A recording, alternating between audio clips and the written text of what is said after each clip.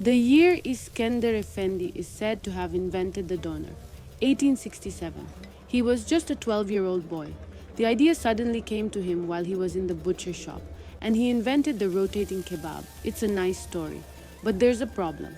Meat cooked on a vertical skewer was already being sold on the streets of Istanbul more than a century earlier.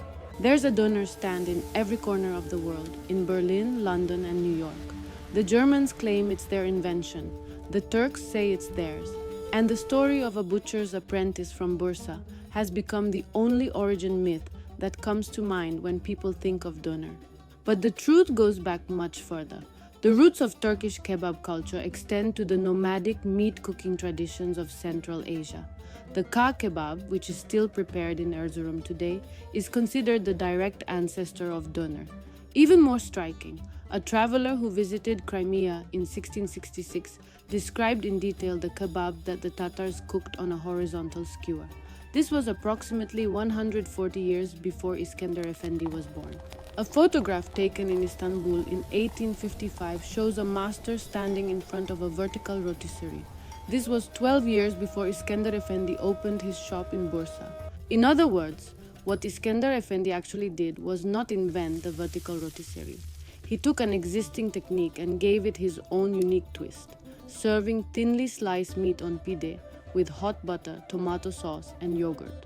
So, where did the second major transformation of the doner take place? Not in Turkey, but in Berlin in the 1970s. It is said that Kadir Nurman, a migrant worker, was the first to sell doner in a pita. But even he wasn't sure about this. Other migrants from the same period were making the same claim. Today, when you say doner in Turkey, Germany, or anywhere else in the world, it means something different. But at the root of it all lies the same truth. Doner is not the invention of a single hero. It is the product of a silent culinary evolution that spanned centuries, stretching from the steppes to Anatolia, and from there to the streets of Berlin.